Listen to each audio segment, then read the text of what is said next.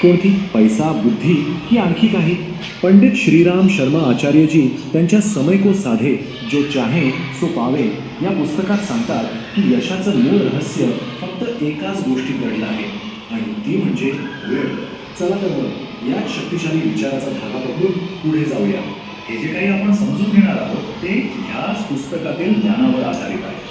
चला एका अगदी सोप्या प्रश्नावर विचार करूया. आपल्या आयुष्यातली सगळ्यात मौल्यवान सगळ्यात किमती गोष्ट कोणती आहे?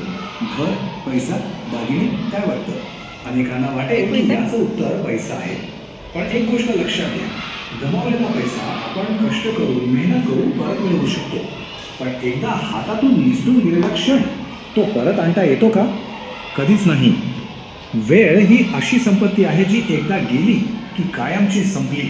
तर मग वेळेलाच परम संपदा म्हणजे सगळ्यात श्रेष्ठ संपत्ती असं का म्हटलं जातं? चला यामागचं कारण थोडं खोलवर जाऊन जाणून घेऊया.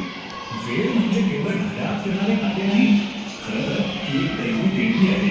असं भांडवल आहे जे देवाने श्रीमंत गरीब असा कोणताही भेदभाव न करता प्रत्येकाला अगदी समान दिलं आहे. आपली बुद्धी, आपलं आरोग्य, आपली मनःशांती या सगळ्याचा जन्म याच वेळेच्या पोटातून होतो.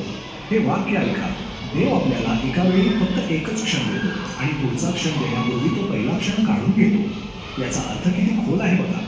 आपल्या हातात जो आत्ताचा क्षण आहे तोच खरा आहे, तोच आपला आहे आणि तोच सगळ्यात अनमोल आहे.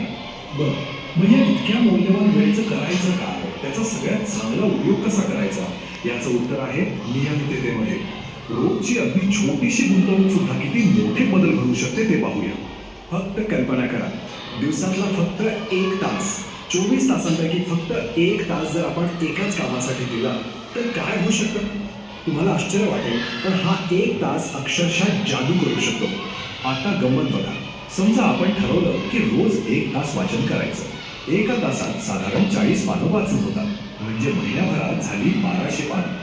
आणि हे जर आपण 10 वर्ष करत राहिलो तर आकडा पोहोचतो 1.5 लाखांवर. याचा परिणाम काय? आपण त्या विषयातले तज्ज्ञ बनतो. छोट्या पण नियमित सवयीच मोठ्या यशाचा पाया रचतात.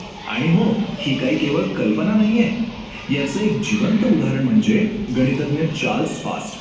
त्यांनी रोज न चुकता फक्त 1 तास गणिताला दिला आणि ते त्या विषयात पारंगत झाले. हा आहे नियमिततेच्या शक्तीचा खरा पुरावा.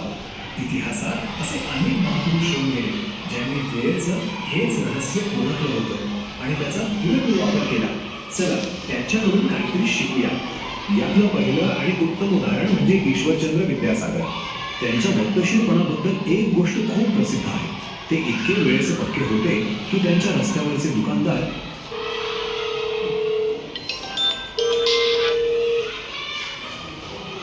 त्याच्या वेळेवरून आपली घड्याळ जुळवून घ्यायचे.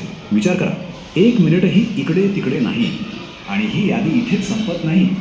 जॉन मिल्टन यांनी सरकारी मंत्री म्हणून काम करताना मिळणाऱ्या थोड्या थोड्या वेळात पॅराडाईज लॉस्ट सारखं महाकाव्य लिहिलं. गॅलिलिओने आपलं औषधाचं दुकान सांभाळता सांभाळून मोठे वैज्ञानिक शोध लावले. हॅरिएट स्टोक यांनी घर आणि मुलं सांभाळून अंकल टॉम्स केबिनसारखं अजरामर पुस्तक लिहिलं. इतकंच काय तर लॉन्गफेलो यांनी चहासाठी पाणी उकळेपर्यंतच्या वेळात इन्फर्नोचं भाषांतर केलं. यातून एकच गोष्ट सिद्ध होते, महान कार्य वाया जाणाऱ्या छोट्या छोट्या क्षणांना एकत्र जोडूनच घडतं. पण जर या वेळेची किंमत आपण ओळखली नाही तर जेव्हा आपण या मौल्यवान संपत्तीची उधळपट्टी करतो तेव्हा काय होतं? त्याचा परिणाम खूप गंभीर असू शकतो. ही कहाणी आपल्यापैकी अनेकांच्या आयुष्याची असू शकते. बघा, बालपणी खेळण्या बागडण्यात वेळ निघून जातो कारण तेव्हा त्याचं महत्त्वच कळलेलं नसतं. तारुण्यात जेव्हा आपल्याकडे ऊर्जा आणि संधी दोन्ही असतात तेव्हा तोच वेळ आपण निष्काळजीपणे वाया घालवतो. आणि मग म्हातारपणी मागे वळून पाहिल्यावर हातात उरतो तो फक्त आणि फक्त पश्चाताप की अरे अरे किती काय करता आलं असतं. आणि सगळ्यात मोठी शोकांतिका काय आहे माहिती आहे का? आपल्या प्रत्येकाकडे वेळेचा खजिना आहे पण आपल्याला त्यासोबत काय करायचं हेच माहीत नाही.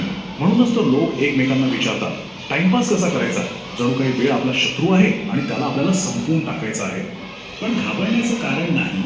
चांगली गोष्ट ही आहे की ज्याप्रमाणे आपण पैशांचे हिशोब ठेवतो त्याचप्रमाणे आपण वेळेचेही नियोजन करायला शिकू शकतो.